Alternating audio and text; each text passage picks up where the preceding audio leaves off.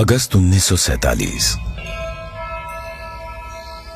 Madras presidency, Tamil Nadu. विशिष्ट लोगों का एक समूह अपने जीवन काल की एक ऐतिहासिक यात्रा की तैयारी कर रहा था। उन्हें एक महत्वपूर्ण कार्य संपन्न करने के लिए आमंत्रित किया गया था। एक शासक से दूसरे शासक को सत्ता हस्तांतरण की प्रक्रिया को विधि विधान के साथ पूर्ण करने का कार्य सौंपा गया था। किस दिशा में कूच कर रहे थे ये लोग? दिल्ली। भारत अपनी स्वतंत्रता के समीप था। ब्रिटिश शासन से मुक्ति की बेला थी। स्वराज के लिए संघर्ष में हजारों गिरफ्तार हुए और मारे गए, और दशकों बाद राष्ट्र अपनी लक्ष्य के समीप था। वो लक्ष्य था स्वाधीनता, स्वतंत्रता। अब अंतिम वाइसरॉय लॉर्ड माउंटबेटन को एक महत्वपूर्ण कार्य करना था, भारतीयों को उनका स्वराज्य सौंपने का कार्य। परंतु उनके सामने एक सवाल था, स्वराज्य को किस प्रकार सौंपा जाए। ऐसे में हाथ मिलाने की रस्म शायद ही काम आए। तो इस गौरवशाली क्षण के प्रतीक के रूप में कौन सी रस्म अपनाई जाए? उन्होंने पंडित जवाहरलाल नेहरू के सामने अपना ये सवाल रखा। ये एक उचित सवाल था जिसके बारे में विचार विमर्श की आवश्यकता थी। नेहरू जी ने ये प्रश्न जाने माने स्वतंत्रता सेनानी श्री सी राजगोपालाचारी के सामने रखा, जिन्हें राजा जी के नाम से जाना जाता था। वे तमिलनाडु से थे। नेहरू राजा जी की विद्वता और भारतीय परंपराओं और सभ्यताओं पर उनके ज्ञान का सम्मान करते थे। राजा जी को इसका समाधान भारत के गौरवशाली अतीत में मिला। तमिलनाडु के चोया साम्राज्य में, जो भारत के प्राचीनतम और दीर्घकाल तक चलने वाले साम्राज्यों में से एक था, एक चोया सम्राट से दूसरे सम्राट को सत्ता का हस्तांतरण नीति परायणता के प्रतीक अर्थात सेंगोल सौंप कर किया जाता था।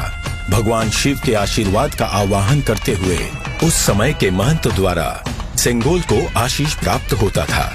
क्योंकि चोया शिव के प्रबल भक्त थे, उनके द्वारा स्थापित हजारों वर्ष पुराने मंदिरों में आज भी पूजा की जाती है।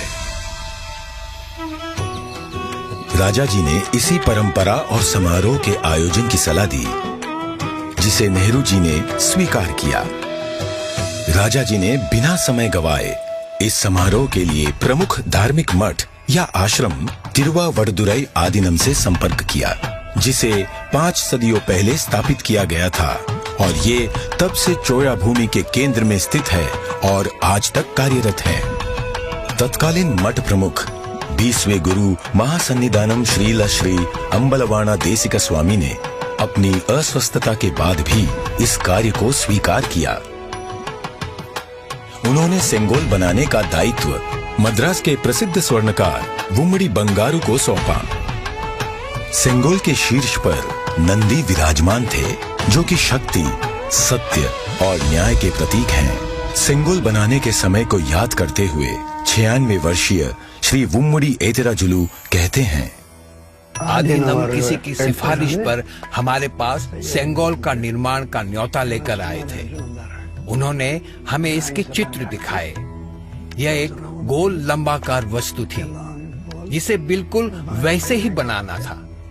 यह एक महत्वपूर्ण स्थान पर जा रहा था, इसलिए उच्च गुणवत्ता आवश्यक थी। हमें इसके निर्माण का आदेश मिला। यह चांदी से बना था, जिस पर सोने की परत थी। आधीनम के सानिध्य में इस निर्माण से जुड़कर मैं बहुत ही प्रसन्न था। स्वतंत्रता सबके लिए गौरवशाली क्षण था, पर आधीनम द्वारा हमें सेंगोल निर्माण का दायित्व सौंपने से उस क्षण का महत्व बढ़ गया था। परम पावन मठ प्रमुख ने उप प्रमुख श्रील श्री कुमारस्वामी तंबिरान, आदिनम के ओदुवार विशेष गायक माणिक्यम और नादस्वर विद्वान TN राजरत्नम पिल्लई को आयोजन संपन्न कराने का दायित्व सौंपा। ये दल एक विशेष विमान से दिल्ली पहुंचा। 14 अगस्त 1947 की रात्रि को श्रील श्री कुमारस्वामी तंबिरान ने रीतिनुसार सेंगोल को लॉर्ड माउंटबेटन को सुपुर्द किया। और लॉर्ड माउंटबैटन से उसे पुनः स्वीकार किया। तत्पश्चात सेंगोल पर पवित्र जल छिड़का गया। शोभा यात्रा के रूप में इसे पंडित जवाहरलाल नेहरू के पास ले जाया गया। इस अवसर पर ओदुवार ने तमिल संत तिरुज्ञान संबंदर द्वारा रचित कोलर पदिगम से श्लोकों का पठन किया। महंत ने नेहरू जी को पीतांबर पहनाते हुए उन्हें रीतिनुसार सेंगोल सौंपा। अडियारगल वाणिल अरसालवार आणई नमते, अर्थात ये हमारा आदेश है कि ईश्वर के अनुयायी राजा स्वर्ग के समान शासन करेंगे। इस वाक्य से श्लोक का समापन हुआ।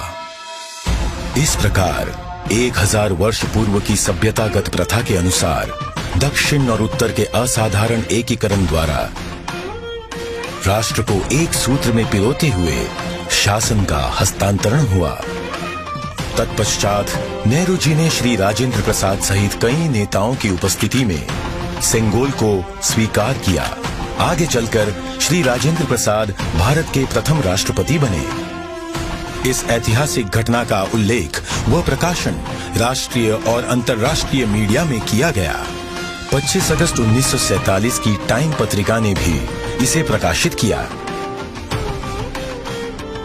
हस्तांतरण की प्रक्रिया के पश्चात पंडित जवाहरलाल नेहरू ने 14 अगस्त 1947 की मध्य रात्रि को अपना विश्व विख्यात भाषण राष्ट्र के नाम संबोधित किया।